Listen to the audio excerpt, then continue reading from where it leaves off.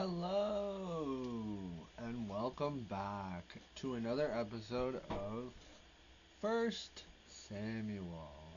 Now, welcome everybody to all of you who were confused in the last two episodes by my hair thing. I am a confused individual, especially in those moments. I definitely got him confused. I was talking about Samson. And this is Samuel. Two different people. Samuel, gonna be a priest of Israel, right? Talking to God right now. Samson, long hair, but he's in the book of Judges, and not this. So I'm gonna have to really try because I already connected the two incorrectly before. I apologize. They're like Siamese twins in my brain. It happens. So, I definitely left off last episode saying that this is why Samson was in Philistine. I couldn't tell you why he got there. But this is how the ark, got into the Philistine hand, right? And how Eli died. So God was using the Philistines to fulfill this and kind of take out Eli and his family, right? So there could be a new ruling class. So, well, let's just jump right into it. Chapter 5. Then the Philistines took the ark of God and brought it from Ebenezer to Ashdod. When the Philistines took the ark of God, they brought it into the house of Dagon and set it by Dagon. Dagon is a Philistine god. My question was, how were they carrying it without dying, right? So a certain group, Kohathites, something like that, right? A certain tribe of Israel was set apart, maybe the Levites, and they were the only people that could touch the ark, because anybody else who touched the ark died. So how did they actually, literally physically carry the ark back without killing a bunch of people? I don't know, but they did super disrespectful thing, right? They put God next to an idol, right? That's God's first rule, no idols. And he's staring one right in the face. So let's see what God does. And when the people of Ashdod arose early in the morning, there was Dagon, fallen on its face to the earth before the ark of the Lord. So they took Dagon and set it in its place again. And they said, "My, there must have been some strong winds last night, or an earthquake, or Billy's playing a prank on us again or something, right?" The local trickster who knocks over statues. I don't know, that's a pretty weird occurrence, I think.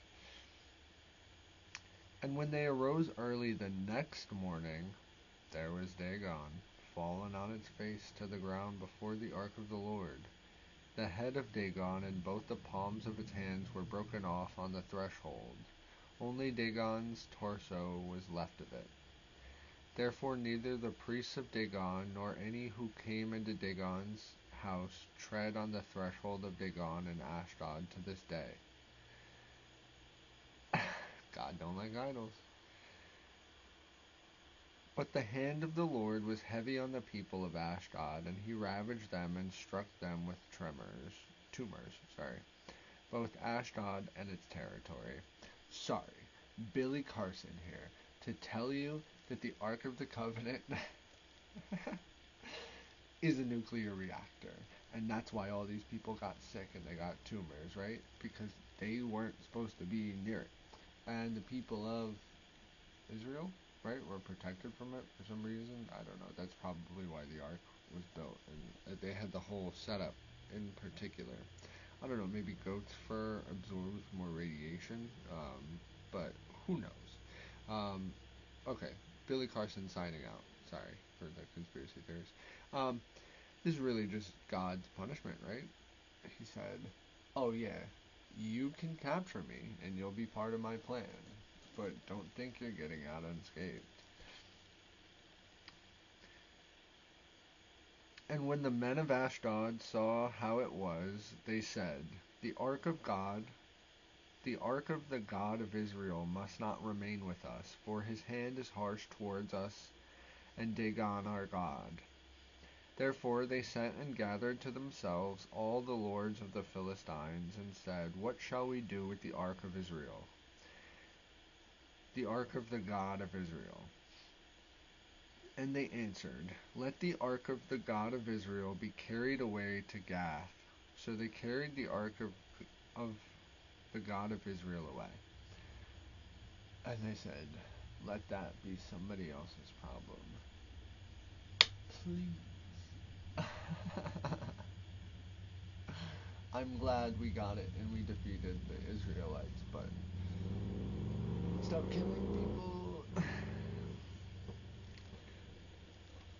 So it was, after they had carried away, that the hand of the Lord was against the city with a very great destruction. And he struck the men of the city, both small and great, and tumors broke out on them. Therefore they sent the ark of God to Akron. It's just pillaging. It's going to take down the entire nation, just an ark itself. That's how powerful God is. That was Jesus. The Son of God right there was the Ark of the Covenant. So they moved it again to Akron. So it was as the Ark of God came to Akron that the Ekronites cried out, saying, Hold up, brother, don't bring that in here. We heard somebody already ran again ahead of y'all and let us know that ain't gonna come into this city. They have brought the ark of the God of Israel to us to kill us and our people. Oh no, he said it's an inside job. So they sent and gathered together all the lords of the Philistines and said, Send away the ark of the God of Israel and let it go back to its own place, so that it does not kill us and our people. For there was a deadly destruction throughout all the city. The hand of God was very heavy there. The people felt it. And the men who did not die were stricken with tumors, and the cry of the city went up to heaven. The power of God? Take what's not yours, right?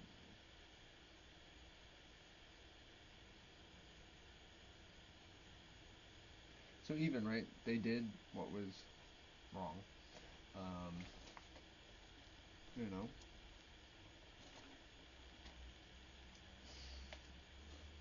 they did what was wrong. And this is God's way of just getting back to Israel. Because he said, the Israelites are never going to come for me.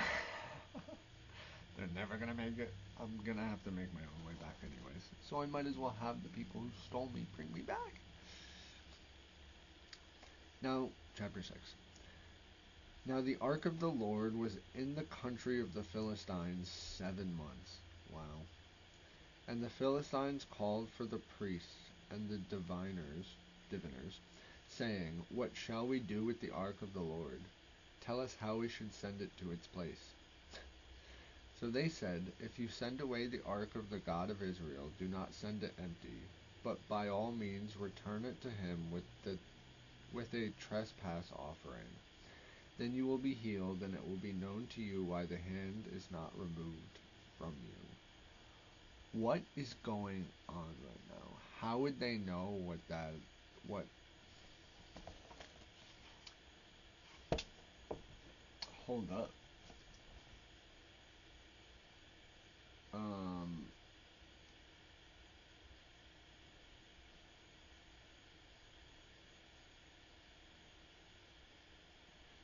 you're telling me the Philistines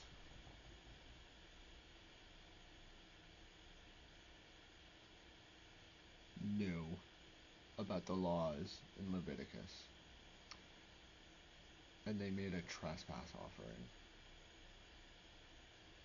which is so respectful, dude. Wow. That's really respectful. My goodness. They're gonna get some brownie points for that. Then they said, "What is the trespass offering which we shall return to him?" Hold up, hold up, hold up. You knew what it was, but you didn't know what you had to do? They answered, "Oh, 5 golden tumors and 5 golden rats." Is this making fun of them? "According to the number of the lords of the Philistines, for the same plague was on all of you and on all your lords. Therefore you shall make images of your tumors and images of your rats that ravage the land, and you shall give the glory to the God of Israel.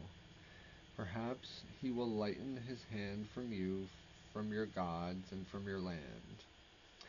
Why then do you harden your hearts as the Egyptians and Pharaoh hardened their hearts? Why did mighty things among them did not let the people go, that they might depart?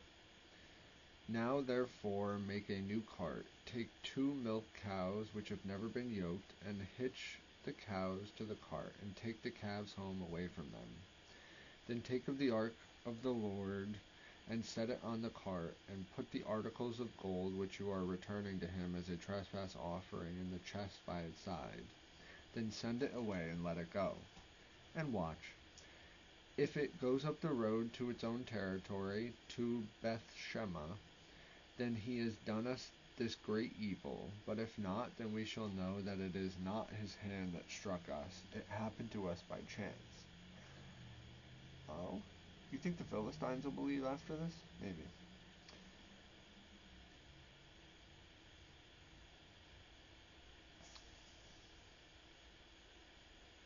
Then the men did so. They took 2 milk cows and hitched them to the cart, and shut up their calves at home.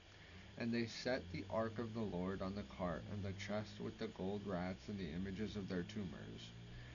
Then the cows headed straight for the road to Bethshemesh, and went along the highway, lowing as they went, and did not turn aside to the right hand or the left. And the lord of the Philistines went after them to the border of Bethshemesh. Now the people of Bethshemesh were reaping their wheat harvest in the valley, and they lifted their eyes and saw the ark, and rejoiced to see it. Then the cart came into the field of Joshua of Bethshemesh, and stood there. A large stone was there, so they split the wood of the cart, and offered the cows as a burnt offering to the Lord. The Levites took down the cart, the ark of the Lord, and the chest that was in it, in which were the gold articles, and put them on the large stone. Then the men of Bethshemesh offered burnt offerings and made sacrifices the same day to the Lord. So when the 5 lords of the Philistines had seen it, they returned to Ekron the same day. There are the golden tumors which the Philistines returned as a trespass offering to the Lord, one for Ashdod, one for Gaza, one for Ashkelon, one for Gath, one for Ekron. And the golden rats, according to the number of all the cities of the Philistines belonging to the 5 lords, both fortified cities and country villages, even as far as the large stone of Abel, on which they set the ark of the Lord, which stone remains to this day in the field of Joshua of Bethshemesh. Then he struck the men of Bethshemesh, because they had looked into the ark of the Lord. He struck 50,070 men of the people, and the people lamented because the Lord had struck the people with a great slaughter.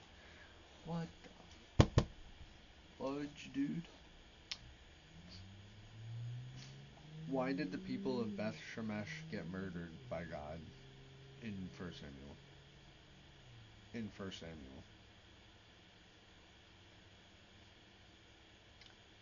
They committed a sacrilegious act by looking into the God. Were the people of Bethshemesh Jewish?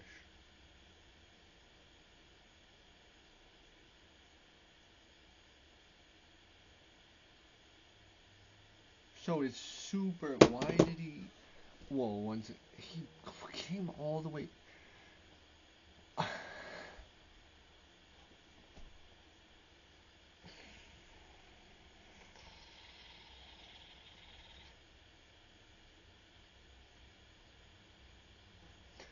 Maybe he just liked killing him. You know? How? 50,000 people. For what reason? Because Gary decided to look into it and they put it on the rock. That was literally in there, dude. My goodness. Stop being so mean to the people. The ark at Karajath Jearim. And the men of Beth Shemesh said, who is able to stand before the Holy Lord God, and to whom shall it go up from us? I just looked that up, right? It said Beth Shemesh was 30 kilometers away, so about 15 miles. Not too far, but they said, how are we going to get it there? So they sent messengers to the inhabitants of Karjajarim, saying, the Philistines have brought back the ark of the Lord. Come down and take it up with you. Please. For 50,000 people are sick. Or dead. I have no idea. Ah, it's something. So the ark is on its little journey, right? It's going through its life, living its best life, being, well, it's God. um, how did he not strike the people? So they were just supposed to leave it in there and just take the ark back, which makes sense that they're not just like the fact that they're not just bringing it back to Israel themselves, wild, and they're asking somebody else to do it, wild. Yeah, I don't know, but the ark is almost home, and golden rats.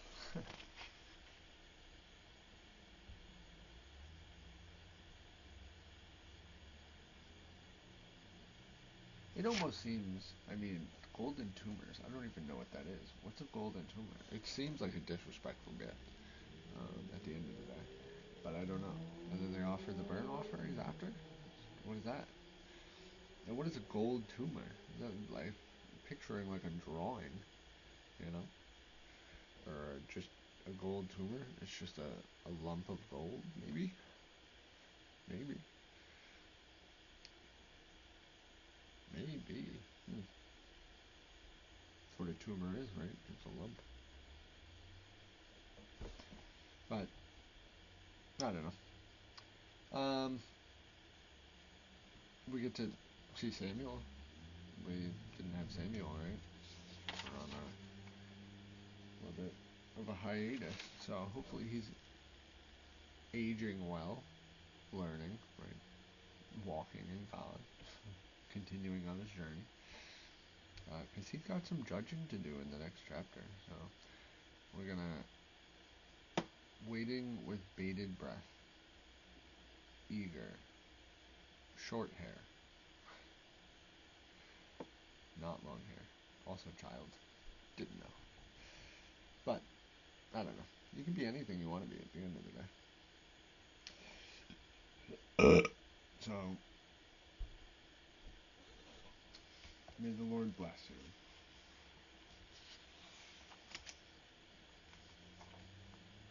His face shine upon you, gracious to you, and send upon you.